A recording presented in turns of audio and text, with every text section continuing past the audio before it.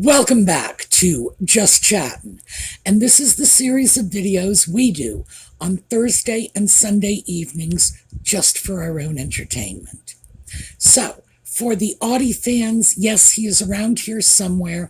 I'm not sure where. He's actually in a very good mood. It rained last night. Now, he doesn't like rain, but he's okay with it if it happens when he's asleep. So I guess it's really out of sight, out of mind. And I slept late this morning, which means he got to sleep late. And he's basically a very lazy little cat. So the more time he gets to spend in the bed, the better he likes it. Consequently, he's in a great little kitty mood today, so he may well show up and pay us a visit. It all depends. But enough about the cat. The last video I posted, there was a comment from one of our regular commenters. And by the way, when you comment, I do kind of get to know you, which is one of the reasons I love the comments so much. Because in general, this is kind of a one-sided relationship. You see me, but I don't get that feedback from you in any way other than the comments, which is why I like them so. Anyway, this viewer had said, will you please just go over some recapping, just deal with some of the stuff that Nutmeg and the Sock Puppet have done over the years that we need to keep in mind so that we are not, in our haste to put this turmoil out of our lives, so that we are not in too great a hurry to extend our forgiveness when it may not really be warranted. So, yeah, we're going to take a look at that. Before we do, however, I do want to give you this. I don't usually harass you to subscribe to the channel or like the videos. This is something I consider it your absolute right to do if you want to do it. And if you don't want to do it, I am not going to harass you about it. But once again, I went on YouTube and found that 3 or 4 of the channels I have subscribed to have somehow gotten lost in the shuffle again. So this is just a reminder to take a look. If you want to be subscribed, just make sure that you are still subscribed, because I go through this maybe 3 or 4 times a year with YouTube. I'll go into my favorite channels, and then they'll be missing, So how in the world am I supposed to keep up to date with events in ancient Icelandic dressmaking if they are cutting me free from those channels? Well, so same thing could be happening to all of you. So it's just your reminder, not just about this channel, but any of the channels you enjoy. Just go and check and make sure you're still subscribed, assuming that's what you want. So again, your choice. You can always watch without subscribing. I am not going to be angry with you for it, and nobody is going to magically cut your YouTube feed simply because you haven't hit the subscribe button. So, on to the videos when we come back.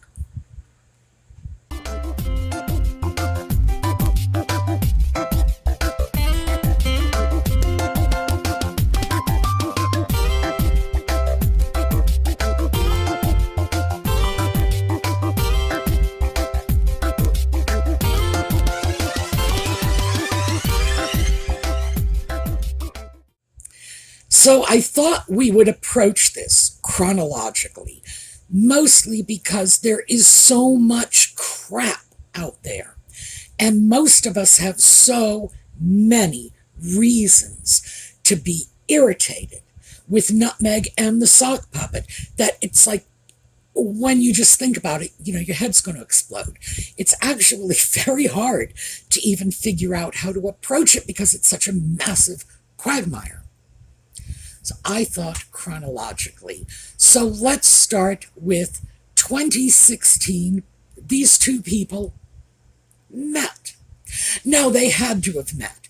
We know this because obviously they are together now. That means a meeting must, of necessity, have taken place. But they've been lying to us about this from the get-go, because there are 3 separate stories, and all 3 of these stories are directly from the horse's mouth.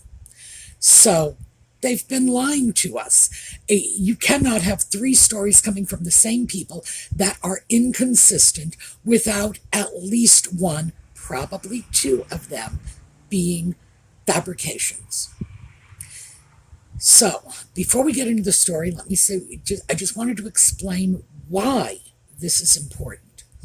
And the why is because from the beginning of their relationship as a couple, with the general public, the American public, the British public, the Australian public, the New Zealand public, the Zimbabwean public, the public in general, they have begun this relationship with lies, with manipulations, with deceit and concealment. And nothing's changed. So, the people who were onto this back in 2016, and they were out there, I'll get into that a little more later, they were the ones who were just prescient and proactive, and they were throwing warnings out. But for the rest of us, I have to say, I think for most of us, it was almost too fantastical to believe. But we're here now. All right, 3 stories.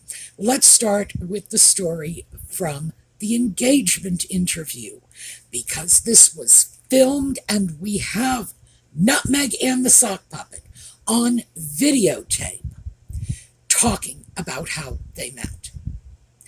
Now, the transcript is in the video notes, but of course you can see copies of this video. It's still online all over the place. So if you prefer to see their smiling faces while you get the information, feel free. Okay, this story is that they were introduced by a mutual friend. So that mutual friend, by the way, at this point in time, is presumed to be Violet Westerholtz. She has some connection with Ralph Lauren, and Nutmeg was, at this time, a Ralph Lauren brand ambassador. By the way, don't be too impressed by that. There are probably thousands of Ralph Lauren brand ambassadors. All that means is these are social media influencers who do promotions for Ralph Lauren, generally in exchange for goods. So Ralph Lauren will send somebody a blouse and say, do a video about it. It's that sort of thing. We're accustomed to seeing this on YouTube, and personally, I get approached by people for this sort of thing all the time, and I scarcely consider myself to be, a social media influencer.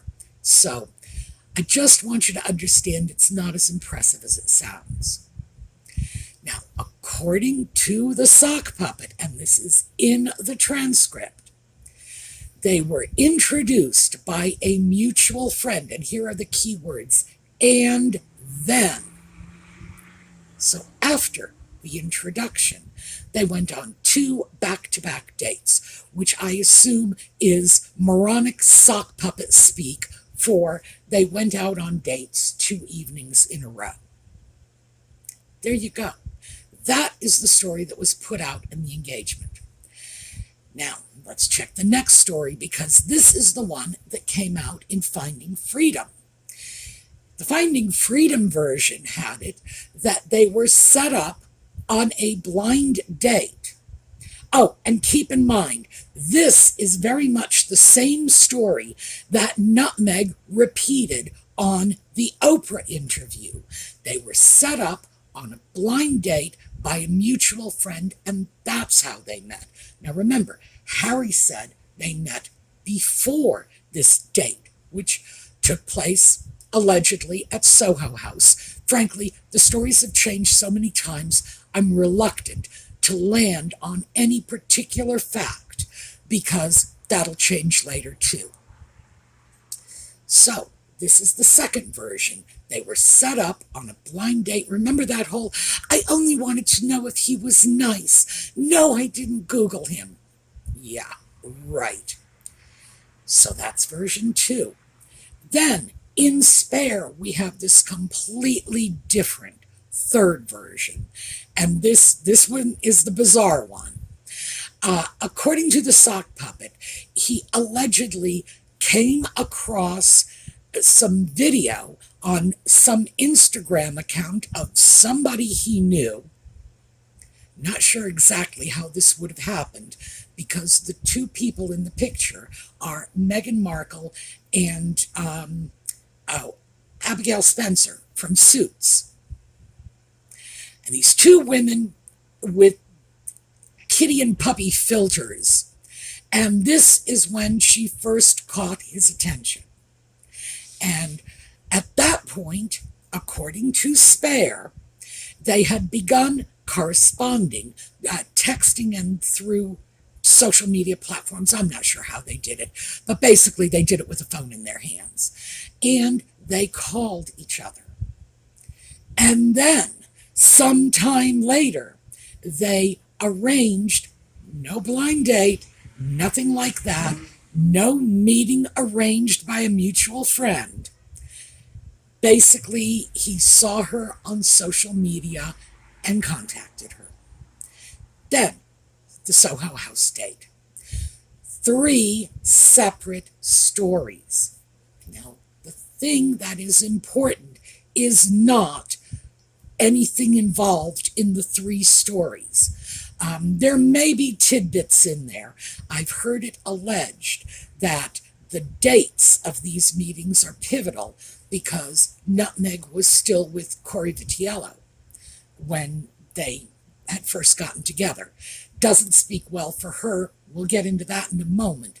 But the real issue is this is a relatively unimportant and trivial event for everyone except, the couple involved. And because we all know how you meet your spouse, your significant other, you don't get confused about that. Everybody knows the stories. I can tell you stories from 50 years ago, really. And I've got a memory like a sieve. So, sure, you remember this. These are not accidents. It's the fact that they began lying to us, and they continued to lie to us again and again with this constantly changing narrative for no discernible reason. Is this just for the fun of lying to us? Just for the pure, unadulterated joy of manipulating public opinion? Really? I cannot, for the life of me, figure out any way in which any of these 3 separate stories would have any legitimate impact on Nutmeg and Ginger going forward. So why the need to lie? Why the need to lie? And if we had been clever, I know I was not, if we had been clever and picked up on this sooner, we would have been better able to understand a lot of what happened subsequently.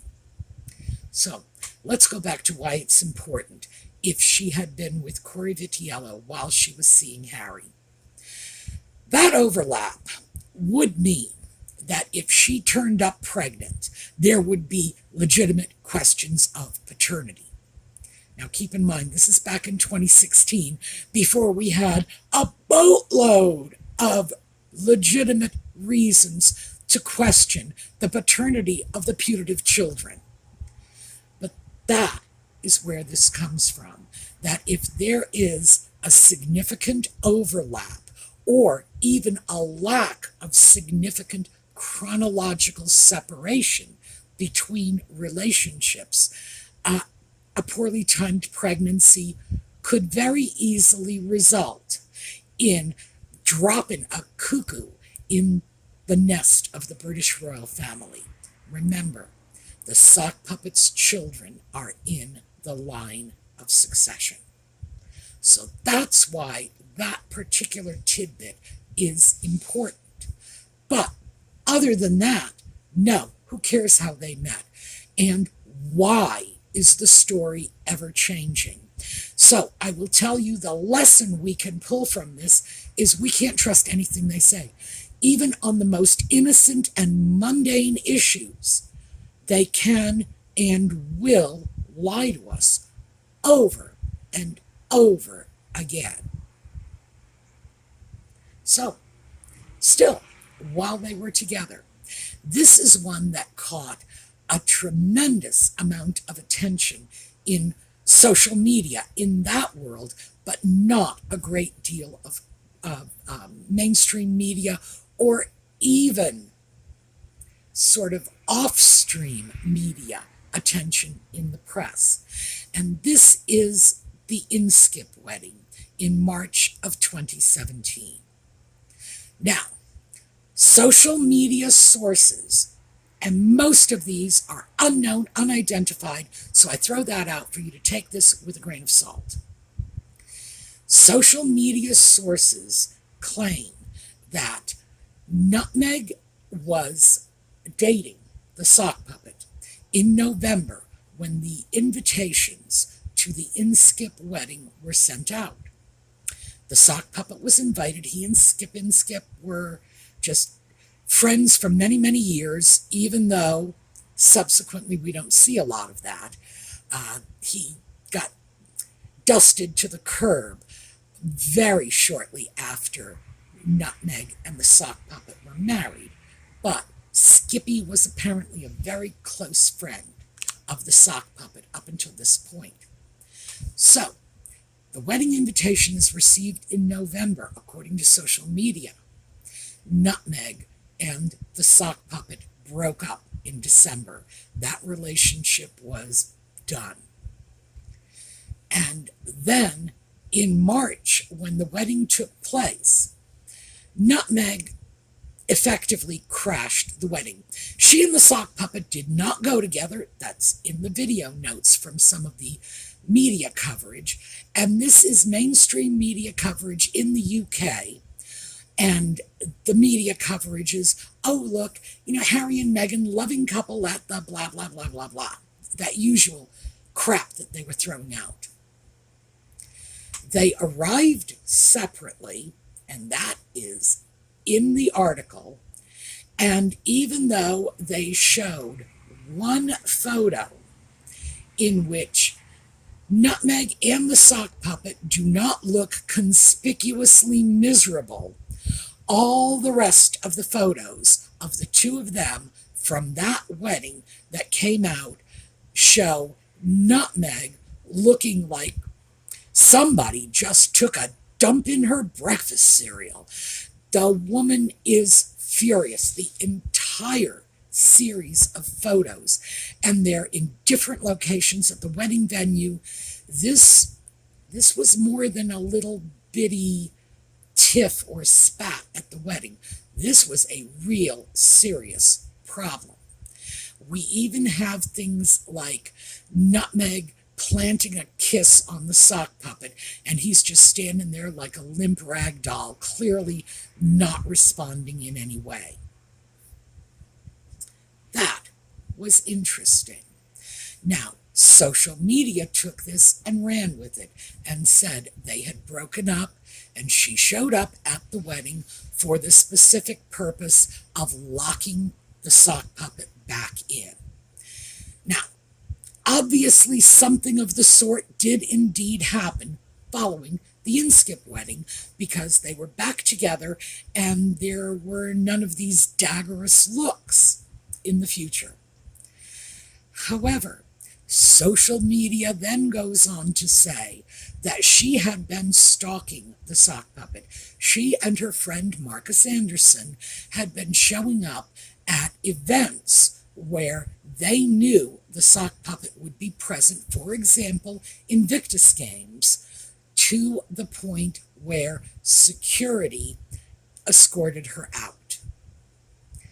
Who knows if this is real, not real, but absolutely what it shows us is the level of manipulation of the press coverage of the two of them, because no one can objectively look at the photos of Nutmeg and Ginger from that wedding, and I'm showing you several of them, and still say, oh, look at these lovebirds at the Inskip wedding. No. They were already manipulating media coverage. That's why this is important. This is spring of 2017, and they were already manipulating the media. Next biggie, and I'm afraid we're probably not even going to get any further than this next one. I'm going to try to keep this one short because I've done a video on this already, and I'll put up a card. The next major warning sign, and we should have all seen this, is in the run-up to the wedding. Nutmeg's daddy was not going to show up. Now, I don't think anybody realized until the actual wedding day that no one other than Doria from Nutmeg's entire family was showing up at the wedding. Even people she apparently, who knows, had good relationships with. They were all dusted. Just Doria. It seems clear to me that it was just Doria because Doria was the only person of color in her entire family that she was on speaking terms with at that time, and she seemed to be pushing that I am a woman of color narrative at this point. Regardless, let's pull back a little. In March of 2018, Nutmeg's father, who was living in a little town called Rosarito, Mexico, was approached by Coleman Rayner. And this is a freelance photography company. They are among Nutmeg's favorite dial-a-paps, and all you have to do is check the little image credits on the bottom of the photos of her dial-a-pap photo shoots. Oh, and she had done actual legitimate photo shoots with this company. So they have somehow managed to track Tom Markle, who at this point is a largely unknown person and presumed to be in the United States, not Mexico, track him down, and they persuade him to do some staged photographs for the royal wedding coverage. Now, first of all, on the surface of it, let's just look at this. It's a royal wedding. Weddings are routinely photographed. Getting ready for the wedding is usually routinely photographed. There are wedding photographers who specialize in pre-wedding photo shoots. So this isn't unusual. The photographs, however, come out on virtually the eve of the wedding. 2 months later, the photos come out. Then, within 48 hours, and this is important, within 48 hours, people who presumably prior to this moment have no idea who Ken Larson, the photographer, is, who Thomas Markle, the subject of the photographs is, know where Rosarito, Mexico is, etc., etc. Within 48 hours, they were able to turn up filmed footage from a cyber cafe that Tom Markle allegedly had only gone into on that one occasion with Carl Larson to do the photos.